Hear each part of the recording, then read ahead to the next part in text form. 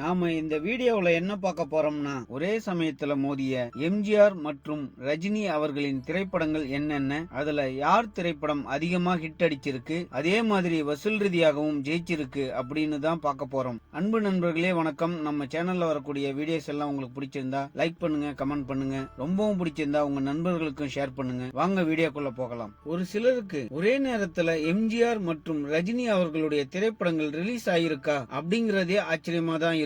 இன்னும் ஒரு சிலருக்கு ஆமாம்பா ஒரே நேரத்துல இவங்க 2 பேர் படமும் ரிலீஸ் ஆயிருக்கு அப்படின்னு சொல்லுவாங்க. சரிங்க, எந்த வருஷத்துல ரிலீஸ் ஆயிருக்கு, என்னென்ன திரைப்படங்கள் ரிலீஸ் ஆயிருக்கு, இதுல யார் படம் அதிகமான வசூல் அள்ளி குவிச்சிருக்கு அப்படிங்கறத இப்ப நம்ம பார்க்கலாம். வாங்க வீடியோக்குள்ள போகலாம். முதல்ல பாத்தீங்கன்னா 1975ஆம் ஆண்டு கே பாலச்சந்தர் இயக்கத்துல அபூர்வ ராகங்கள் அப்படிங்கிற படத்துல சின்ன கதாபாத்திரத்துல தான் ரஜினிகாந்த் அவர்கள் அறிமுகமாகிறாரு. இந்த படத்துல கமல்ஹாசன் அவர்கள் முக்கிய கதாபாத்திரத்துல நடிச்சிருப்பாரு. அதே வருஷம் பாத்தீங்கன்னா சினிமாவிலும் அரசியலிலும் பிஸியா இருந்த நம்ம எம்ஜிஆர் அவர்கள் நாளை நமதே, நினைத்ததை முடிப்பவன், பல்லாண்டு வாழ்க, இதயக்கனி அப்படின்னு சொல்லி 4 திரைப்படங்கள்ல நடித்திருந்தார். அபூர்வ ராகங்கள் 100 நாட்கள் தாண்டி ஓடி அந்த படம் ரஜினி அவர்களுக்கு ஒரு நல்ல பெயரை வாங்கி தந்தது. அதே போல எம்ஜிஆர் அவர்கள் நடிப்பில் வெளிவந்த நினைத்ததை முடிப்பவன், பல்லாண்டு வாழ்க 100 நாட்களுக்கு மேலோடி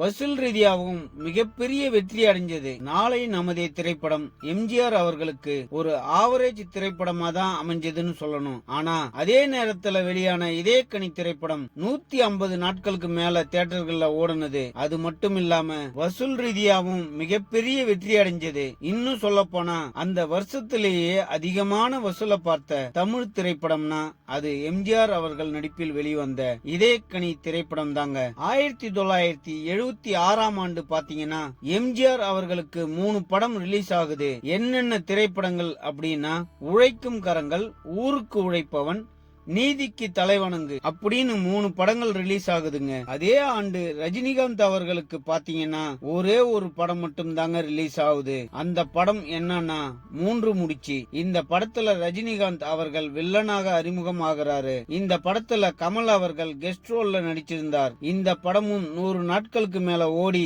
ரஜினி அவர்களுக்கு நல்ல பேரை வாங்கி தந்துச்சு. அதே நேரத்துல ரிலீஸ் ஆன எம்ஜிஆர் திரைப்படங்கள் பாத்தீங்கன்னா உழைக்கும் கரங்கள், ஊருக்கு உழைத்தோம்.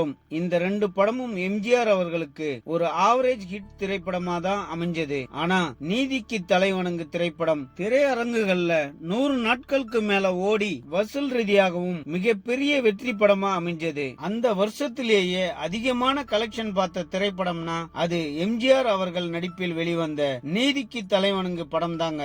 1977ஆம் ஆண்டு பாத்தீங்கன்னா எம்ஜிஆர் அவர்களுக்கு 3 படம் ரிலீஸ் ஆகுதுங்க.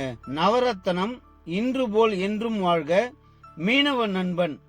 ஆனா ரஜினி அவர்களுக்கு பாத்தீங்கன்னா 16 வயதினிலே அவர்கள், ஆடுபுலி ஆட்டம், புவனா ஒரு கேள்விக்குறி, கவிக்குயில், ரகுபதி ராஜாராம், காயத்ரி, 6 புஷ்பங்கள் அப்படின்னு மொத்தம் 8 திரைப்படங்கள் ரிலீஸ் ஆகியிருக்குங்க.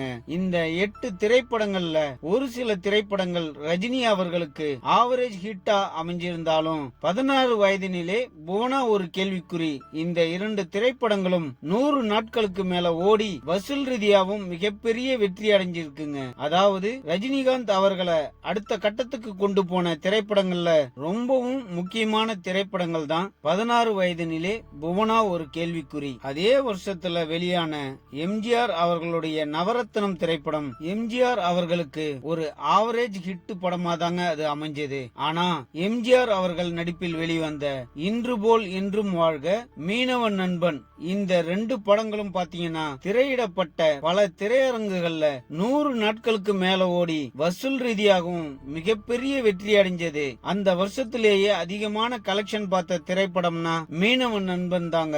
அதே போல இன்று போல் என்றும் வாழ்க திரைப்படம் 100 நாட்களை கடந்து ஓடிக்கொண்டிருக்கும் போதே எம்ஜிஆர் அவர்கள் தமிழ்நாட்டோட முதலமைச்சராகவும் ஆயிட்டாரு. அதே போல 1978ஆம் ஆண்டு எம்ஜிஆருக்கு ஒரே ஒரு படம் தாங்க ரிலீஸ் ஆயிருந்தது. எம்ஜிஆர் அவர்களுடைய டைரக்ஷன்ல வெளிவந்த மதுரையை மீட்ட சுந்தர பாண்டியன் இந்த படம் எம்ஜிஆர் அவர்களுக்கு ஒரு ஆவரேஜ் ஹிட் திரைப்படமா தான் அமைஞ்சது. ஆனா இந்த படம் ரிலீஸ் ஆகிறதுக்கு முன்னாடியே எம்ஜிஆர் அவர்கள் தமிழ்நாட்டுடைய முதலமைச்சரா ஆயிட்டாரு. அதே வருஷம் ரஜினி அவர்களுக்கு பாத்தீங்கன்னா இளமை ஊஞ்சலாடுகிறது, அவள் அப்படித்தான், தப்பு தாளங்கள், சைமன் இந்த படத்துல லதா ரஜினி அவர்களுக்கு ஜோடியா நடிச்சிருப்பாங்க. அடுத்ததாக 1000 ஜென்மங்கள், மாங்குடி மைனர் இந்த படத்துல பாத்தீங்கன்னா விஜயகுமார் கதாநாயகனாகவும் ரஜினி அவர்கள் வில்லனாகவும் நடிச்சிருந்தாங்க.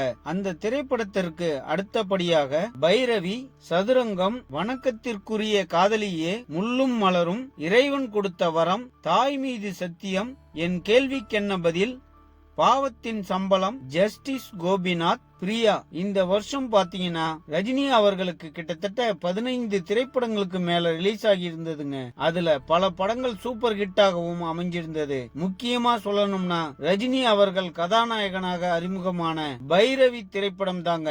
அந்த திரைப்படத்துக்கு அடுத்ததா பாத்தீங்கன்னா ரஜினி கேரியர்லேயே ரஜினி அவர்களுக்கு ரொம்பவும் பிடிச்ச திரைப்படமான முள்ளும் மலரும் திரைப்படம் ரிலீஸ் ஆனதும் இதே வருஷம் தாங்க.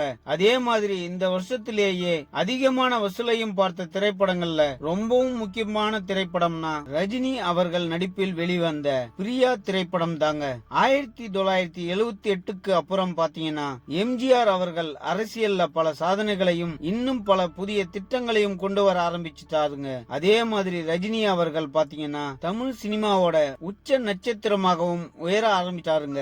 இந்த வீடியோவை பாத்தீங்கன்னா எம்ஜிஆர் ரஜினி அவர்களுடைய கம்பாரிசன் கிடையாதுங்க, ஜஸ்ட் ஒரு காம்படிஷன் தாங்க. அன்பு நண்பர்களே, இந்த வீடியோ உங்களுக்கு கண்டிப்பா பிடிச்சிருக்கும்னு நான் நம்புறேன். அதே மாதிரியே உங்களுக்கும் இந்த வீடியோ பிடிச்சிருந்தா லைக் பண்ணுங்க, கமெண்ட் பண்ணுங்க. ரொம்பவும் பிடிச்சிருந்தா உங்க நண்பர்களுக்கும் ஷேர் பண்ணுங்க. மறக்காம நம்ம சேனலை சப்ஸ்கிரைப் பண்ணுங்க. நன்றி, உங்கள் MC பிரகாஷ்.